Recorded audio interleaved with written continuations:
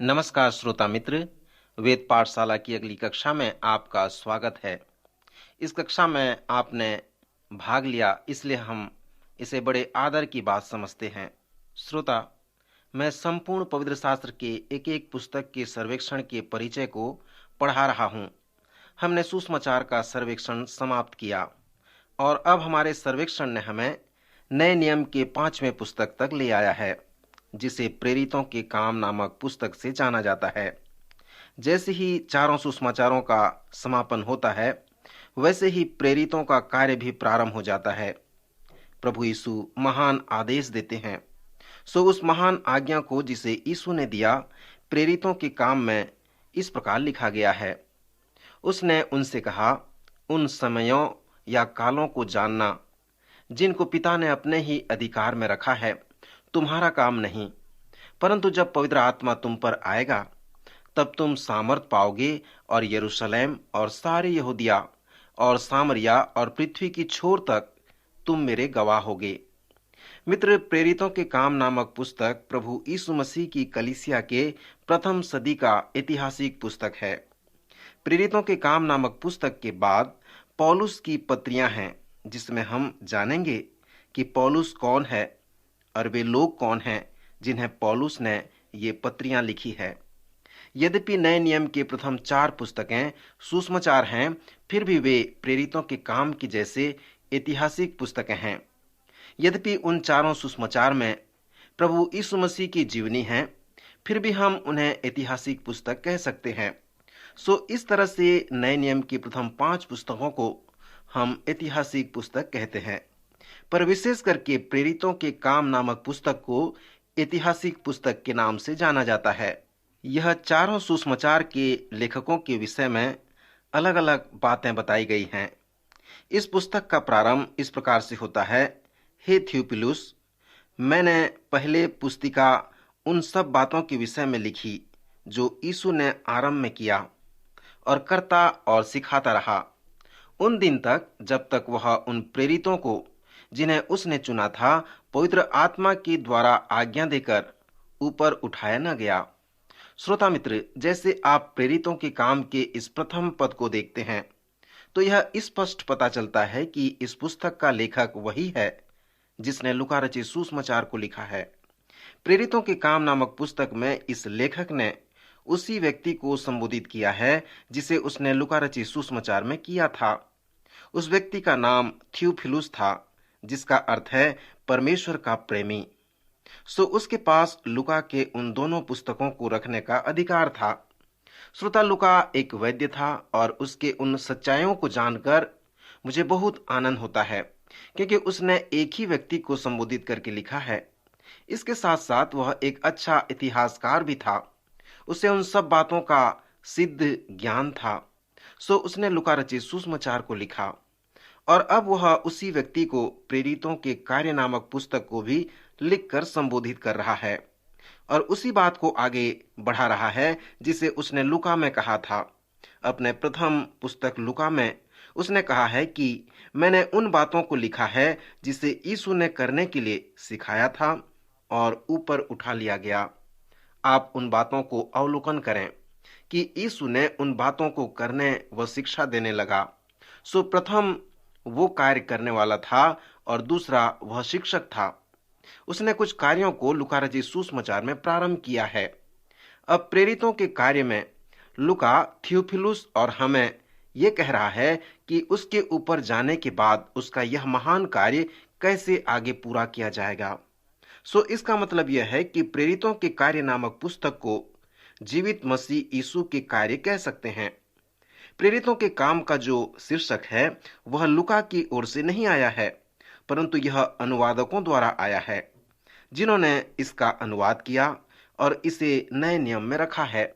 उन्होंने इस पुस्तक के शीर्षक को प्रेरितों के कार्यों का वर्णन रखा है, क्योंकि प्रायः इस पुस्तक के आधे भाग में पतरस की सेवकाई और प्रायः आधे भाग में पौलुस का कार्य भी वर्णन है। इसलिए इस पुस्तक का शीर्षक प्रेरितों के कामों का वर्णन रखा गया है। अनेक अनुभव करते हैं कि जब वे इस ऐतिहासिक पुस्तक में आते हैं और विशेष करके दूसरे अध्याय और आगे आते हैं, तो वे सोचते हैं कि इस पुस्तक का जो शीर्षक होना था वह पवित्र आत्मा के कार्य होना था। इस प्रकार कुछ लोगों का विचार होता है, क्योंकि पवित्र आत्मा ने ही उन प्रेरितों को यह शिक्षा दी, जैसे पतरस और अन्य लोगों को। और भी जब इस पुस्तक को आप आगे पढ़ते हैं तो कुछ और शीर्षक इसका इस प्रकार रख सकते हैं कि जीवित प्रभु यीशु मसीह के कार्य। पेंतिकुस्त के दिन जब वो सब चिन्ह व चमत्कार प्रकट हुए, तब पतरस ने कहा, प्रभु यीशु मसीह को तुमने क्रूस में चढ़ाया, वह मृतकों में से जी उठा, स्वर्ग पर चढ़ गया और परमेश्वर पिता के दाहिने हाथ जा बैठा है। यहाँ पर तुम जो देख रहे हो उस सब का करने वाला वही है, और इस पिंतीकुस्त के दिन में वही हमें पवित्र आत्मा दिया है। तुम यहाँ जो सुनते व देखते हो उन सब का उद्गम प्रभु यीशु मसीह है। सो यदि आप प्रथम पद को देखें तो इस पुस्तक का शीर्षक जीवित प्रभु यीशु मसीह के कार्य भी हो सकता है। लूका रचित सुसमाचार में लूका ने हमें उन ऐतिहासिक सच्चाइयों को बताया है जिसे यीशु ने करना प्रारंभ किया अपने स्वर्गारोहण के पहले। पर उसके स्वर्गारोहण के बाद लूका कहता है कि यीशु आगे निरंतर कार्य करता रहा, वह सिखाता रहा। सो इस पुस्तक का जो अच्छा शीर्षक हो सकता है वह इस प्रकार है, चेलों के द्वारा जीवित प्रभु यीशु मसीह के कार्य। अनेक लोग विश्वास करते हैं कि प्रेरितों के कार्य नामक पुस्तक का अंत नहीं होता, और जब आप इसका अवलोकन करेंगे तो आप जानने पाएंगे कि इस पुस्तक का अंत नहीं हुआ है, परंतु यह रुका हुआ है। जब आप 28वें अध्याय में आते हैं तो वहां पर पौलुस रोम में गया हुआ है, वहां उसे यातनाएं मिल रहे हैं, और जब वह रोम में ही था तब पुस्तक यूं ही रुक नहीं गया। वहां पर इसके अनेक विश्लेषण हैं। कुछ लोग जो लूका के इस लेख को अधिक पसंद करते हैं, वे इस प्रकार विश्वास करते हैं कि यह पुस्तक मसीही कलीसियाई इतिहास है, और आप इस समय के कलीसियाई इतिहास को प्रेरितों का 29वां अध्याय कह सकते हैं। श्रोता, जैसे आप इस पुस्तक को पढ़ते हैं तो मैं आपको कुछ बताना चाहूंगा जिस पर आप ध्यान करें। सर्वप्रथम, जबकि यह पुस्तक एक ऐतिहासिक पुस्तक है तो आप इस पुस्तक को उसी तरह देखें जैसे आपने पुराने नियम के उन 12 ऐतिहासिक पुस्तकों को देखा था। पौलुस प्रेरित ने हमें बताया है कि कैसे हम उन ऐतिहासिक सच्चाइयों को जो पवित्र शास्त्र में है जान सकते हैं। उसने कहा, ये सब बातें उनके लिए उदाहरण के तौर पर हुई और चेतावनी के लिए लिखे गए हैं, और विशेष करके मेरे व आपके लिए, जिनके लिए जगत का अंत निकट आया है। पवित्र शास्त्र में जो ऐतिहासिक कार्य हुए हैं वे सब जो 2 कारणों के लिए लिखे गए हैं, अर्थात वे उदाहरण और चेतावनी के लिए लिखे गए हैं। इसलिए आप इसे पढ़ते समय उदाहरणों को भी देखें और चेतावनियों को भी देखें। पुराने नियम में अधिक चेतावनी व उदाहरण कम हैं, परंतु नए नियम में उदाहरण अधिक हैं और चेतावनी कम है। परंतु आप उन्हें पवित्र शास्त्र में बहुत स्थानों पर प्राप्त कर सकते हैं। जैसे आप ऐतिहासिक पुस्तकों को पढ़ते हैं तो अगला विषय जो आप पढ़ते हैं वो कलीसिया को दिया गया उद्देश्य है। यही वो पहली बात है कि जब आप इसे पढ़ते हैं तो आपको ये लगता है। जब पौलुस के साथ यीशु के समय का अंत आया तब उसके चेलों को अपने पास बुलाया और उन्हें महान आदेश दिया। इसे हम चारों सुसमाचार में देखते हैं। मत्ती के सुसमाचार में उसने इस प्रकार कहा कि स्वर्ग व पृथ्वी का सारा अधिकार मुझे दिया गया है, इसलिए तुम जाकर सब जातियों के लोगों को चेला बनाओ और उन्हें पिता और पुत्र और पवित्र आत्मा के नाम से बपतिस्मा दो, और उन्हें सब बातें जो मैंने तुम्हें आज्ञा दी है मानना सिखाओ, और देखो मैं जगत के अंत तक सदैव तुम्हारे संग हूँ। स्मरण करें कि जब कुछ चेलों ने यीशु से मिला तब एक सभा वहां पर हुई। यूहन्ना के प्रथम अध्याय के अनुसार यीशु ने उनसे कहा, तुम क्या चाहते हो? उन्होंने उत्तर दिया, हे गुरु, तू कहाँ रहता है? अर्थात जब जीवन में आंधियां आती हैं तो क्या ऐसे समय में आपकी शिक्षा उपयोगी है? यीशु ने कहा, चलो तो देख लोगे। तब हम पढ़ते हैं वे जाते हैं और वहां जहां रहता है उसे देखते हैं और उसके साथ रहते हैं।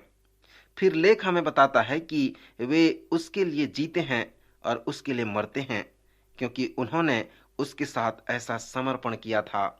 जब वे उसके पीछे चलने और 3 वर्ष तक उसके साथ रहने का निर्णय किया, तो यीशु ने न केवल उन्हें अधिक शिक्षा दिया, परंतु अनेक बातों का अवलोकन करने के लिए उन्हें आज्ञा भी दी। 3 वर्ष के अंत में उसने उनसे कहा, अब तुम जाओ और चेला बनाओ, उन्हें बपतिस्मा दो और जो बातें मैंने तुम्हें मानने के लिए आज्ञा दी है उन्हें भी तुम सिखाओ। मित्र, इस महान आदेश के साथ ये ऐतिहासिक पुस्तक का प्रारंभ होता है। हम जानते हैं कि यह यीशु का महान आदेश है। यीशु ने और भी अनेक आज्ञाएं दी और हम उन्हें महान आज्ञा कहते हैं। प्रेरितों के कार्य पुस्तक इस महान आदेश का बड़ा उदाहरण है। यह पुस्तक एक लेख है कि कैसे चेलों ने उस आदेश को पूरा किया। वे सब देशों में गए और जैसे वे गए वे लोगों को चेला बनाए। उन्होंने उन्हें बपतिस्मा दिया और उन्हें उन बातों को मानना सिखाया। इस महान आज्ञा के 4 भाग हैं। पहला जाना, दूसरा प्रचार करना या चेला बनाना, तीसरा बपतिस्मा देना और चौथा है सिखाना। सो प्रेरितों के काम में प्रायः ऐसा ही है। प्रेरितों ने चेला बनाया। जब वे गए वे चेला बनाए, वे बपतिस्मा दिए और उन्हें वे सब बातें जो प्रभु यीशु से वे सीखे थे उन्हें भी मानना सिखाया। परंतु आज की कलीसिया में जो उसके विश्वासी हैं, उसके चेले हैं, उन्हें ये महान आदेश दिया गया है कि वे जाएं और चेला बनाएं और उस महान आदेश को पूरा करें। पर इस महान आदेश के साथ साथ उसने ये भी कहा कि वे प्रतीक्षा करें और जब तक उन्हें पवित्र आत्मा के द्वारा सामर्थ न मिले तब तक वे प्रतीक्षा करते रहें। अर्थात जब तक पवित्र आत्मा तुम न पाओ और उस पर तुम सामर्थ न पाओ तब तक तुम पहला कदम न रखना। सो उस सामर्थ को पाने के लिए, उससे परिपूर्ण होने के लिए तुम प्रतीक्षा करो, तभी तुम मेरे चेले ठहरोगे और मेरे लिए फल ला सकोगे। यीशु ने कलीसिया को आज्ञा देकर कहा कि वे चेला बनाएं, वे जाएं, उन्हें बपतिस्मा दें और उन्हें वे बातें जो सीखे हैं उन्हें मानना सिखाएं। यह आज्ञा प्रभु यीशु द्वारा कलीसिया को दिया गया है। और फिर हमें यह बताया गया है कि पवित्र आत्मा के आने तक हम उसकी बाट जो है प्रतीक्षा करें और उसे प्राप्त करने तक उसके कार्य को करने के लिए उसकी बाट जोहते रहें। पहले अध्याय के संदेश को सारांश में देखने के लिए उस उकाब पक्षी को देखें जो जब तक उड़ने के लिए प्रतीक्षा करता है, जब तक उसके पंखों में, उनके पैरों में बल नहीं आ जाते। सो जब पिंतीकुस्त का दिन आया और जब वे पवित्र आत्मा की सामर्थ को प्राप्त किए, तब उन्होंने प्रभु के कार्य को बड़े ही सामर्थ के साथ करना प्रारंभ किया। और जब तक वे इस सामर्थ को नहीं प्राप्त किए तब तक वे बाट जोहते रहे, प्रतीक्षा करते रहे। श्रोता मित्र, जब आप प्रेरितों के काम के दूसरे अध्याय को पढ़ते हैं तो आप उस सामर्थ को देखें जो कलीसिया को दिया गया है। यह पिंतीकुस्त का दिन कलीसियाई इतिहास में और परमेश्वर के लोगों के इतिहास में एक महत्वपूर्ण दिन है। मैं विश्वास करता हूं कि पवित्र शास्त्र के उत्पत्ति से लेकर प्रकाशित वाक्य तक इसमें अनेक महान घटनाएं और अद्भुत बातें हैं। उनमें से एक है सृष्टि, दूसरा है अवतरण, अर्थात जब परमेश्वर मनुष्य बनता है, और यहाँ पर एक महान घटना है पिंतीकुस्त के दिन का, जहाँ पर पवित्र आत्मा आता है और परमेश्वर के कार्य को मनुष्य के बल व सामर्थ्य से नहीं हम कर सकते हैं। हम परमेश्वर के कार्य को परमेश्वर के सामर्थ्य से ही कर सकते हैं। इसलिए परमेश्वर के बल की आवश्यकता पड़ती है, उसके आत्मा की आवश्यकता पड़ती है। मनुष्य अपने बल बूते पर परमेश्वर के कार्य को नहीं कर सकता। कलीसिया को दिए गए उद्देश्य के विषय में जब आप उसे देखेंगे तो आप उसे जानने पाएंगे कि बिना पिंतीकुस्त के कोई उसके कार्य व उद्देश्य को पूरा नहीं कर सकता। कलीसिया भी परमेश्वर के उद्देश्य को तब तक पूरा नहीं कर सकती जब तक कि पवित्र आत्मा की सामर्थ उसके ऊपर न आए। सन 1973 में इस वेद पाठशाला के लेखक डिक वुडवर्ड और उनके प्रोफेसर डॉक्टर J.M. मैगी लगभग 10 देशों की यात्रा की। वे मिस्र में परमेश्वर के लोगों के उनके निर्गमन के विषय में अध्ययन किया, जो अभी पवित्र नगर कहलाता है। उन्होंने कलीसिया के वृद्धि के विषय में अध्ययन किया कि कैसे इफिसुस, तुर्की, ग्रीस व एशिया माइनर तथा यूरोप के विभिन्न स्थानों में कलीसिया की वृद्धि हुई। कैसे उस समय जो रोमी साम्राज्य था, यूनानी संस्कृति में जो बड़ा ही कठोर था, ऐसी स्थिति में कैसे उन्होंने कलीसिया का निर्माण किया और कैसे चर्च में वृद्धि हुई। मित्र, आप इसे निष्कर्ष में इस प्रकार पाएंगे कि बिना पवित्र आत्मा के यह असंभव था। जब पवित्र आत्मा उन पर आया तब वे सामर्थ पाए और इस सामर्थ को पूरा किया। कलीसिया का इतिहास हमें बताता है कि इस कार्य को करने के लिए उनके पास आश्चर्य कर्म थे और वो पवित्र आत्मा से होता था। परंतु जब आप प्रेरितों के कार्य को पढ़ते हैं तो आप कलीसिया को दिए गए उद्देश्य, प्रतिज्ञा, सामर्थ पर ध्यान करें, क्योंकि आप जब तक इसे नहीं पढ़ेंगे, नहीं समझेंगे, पिंतिकुस्त के उस सामर्थ को नहीं जानने पाएंगे। तब जब आप परमेश्वर के उद्देश्य को और उसके उस महान आदेश को पूरा भी नहीं कर पाएंगे। यदि आप बिना पवित्र आत्मा की सहायता से किसी को मसीह यीशु का चेला बनाना चाहेंगे तो आप उसे नहीं बना सकेंगे। आप कलीसिया के उद्देश्य को बिना उस पिंतिकुस्त के व्यक्तिगत अनुभव से नहीं कर सकते। अगले चरण में हम इस पिंतिकुस्त के दिन के विषय में और अधिक निकटता से देखेंगे। अगली बात जो आप इस प्रेरितों के काम नामक पुस्तक में देखेंगे वो कलीसिया को दिया गया कार्य है। यह कलीसिया के इतिहास में जो पहली सदी के लोगों को दिया गया था वह बहुत ही आश्चर्यपूर्ण है। रोमी साम्राज्य ने इस दिए गए कार्य को अस्वीकार नहीं किया, परंतु उन्होंने इस कार्य को साधारण तौर से लोगों को नहीं बताया।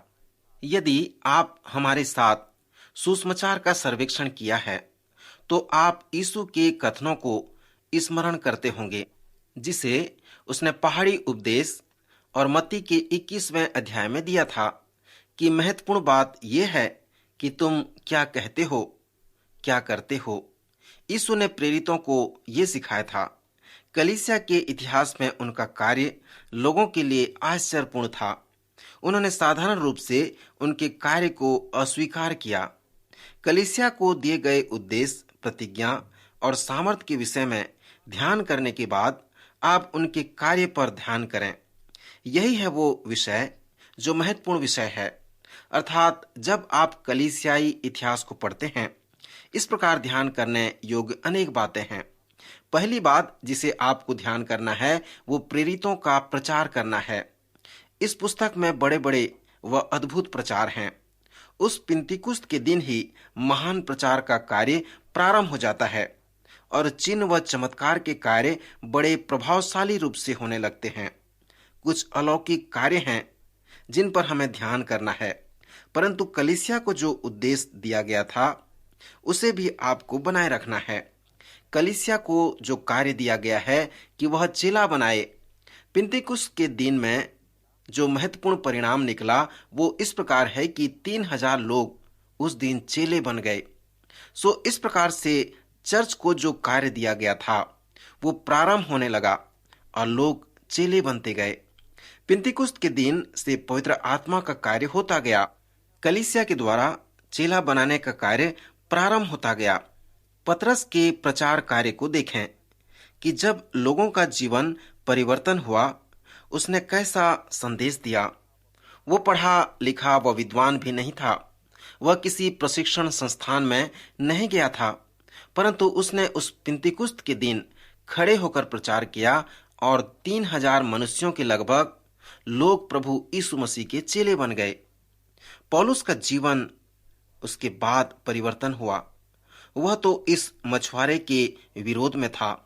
पौलुस एक विद्वान था, एक गुरु था, परंतु जब उसका जीवन बदल गया तो उसने आगे अपनी पत्रियों में बताया है कि जब मैं कुरिन्थियों में तुम्हारे पास आया तो मैं मनुष्य की बुद्धि का उपयोग नहीं किया। यह मेरे उच्च शिक्षा का कारण नहीं था कि मैं कुरिन्थ में लोगों को प्रचार करूं, परंतु यह परमेश्वर की सामर्थ व आत्मा का कार्य था।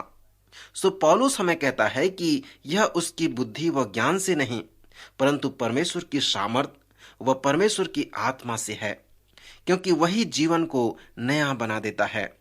श्रोता मित्र, अब मैं चाहता हूं कि आप इस पुस्तक में पौलुस के प्रचार पर ध्यान करें।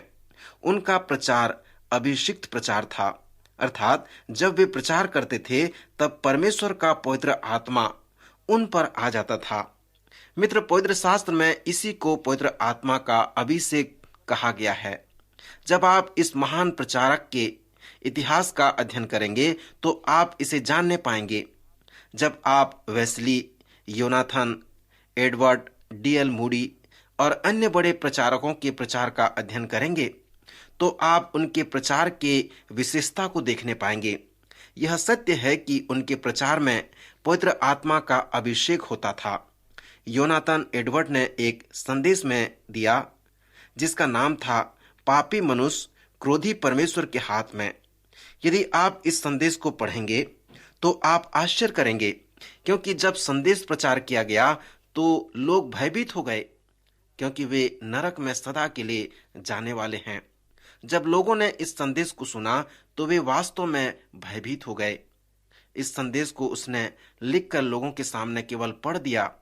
लोग कहने लगे यह अच्छा उपदेश नहीं है, परंतु बाद में यह क्यों लोगों के जीवन में कार्य किया?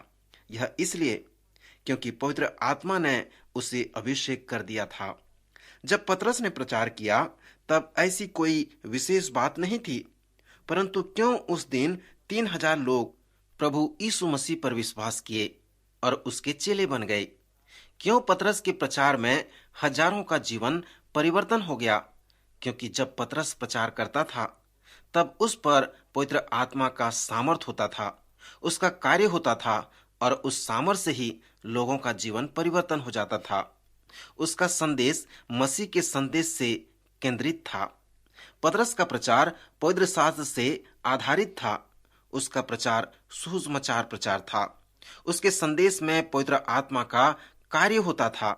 एक बार मैंने एक सेल्समैन को ये कहते सुना कि वह लोगों को अपने सामान के विषय में ऐसे प्रचार करता है कि वे उसे लेने के लिए राजी हो जाते हैं, परंतु ये नहीं बताता था कि आगे इसका क्या उपाय है। परंतु पतरस ने ऐसा नहीं किया और अन्य चेलों ने भी ऐसा नहीं किया। उन्होंने पवित्र आत्मा की सामर्थ्य से प्रचार किया कि कैसे उनका उद्धार हो सकता है। वे हमेशा इसी बात पर जोर देते थे कि कैसे वे उद्धार को पा जाएं। इस प्रकार का प्रचार डॉक्टर बिली ग्राहम भी करते हैं। वे अंत में इस निष्कर्ष में आते हैं कि कैसे उनका उद्धार हो जाए। ऐसा प्रचारक फलवंत होता है। ये ऐसे प्रचारक हैं जो अपने प्रचार के लिए स्वेच्छा से मरने के लिए भी तैयार रहते हैं, और कभी कभी उन्होंने ऐसा ही किया। स्तिफनुस ने अपने उस महान प्रचारक के कारण शहीद हो गया।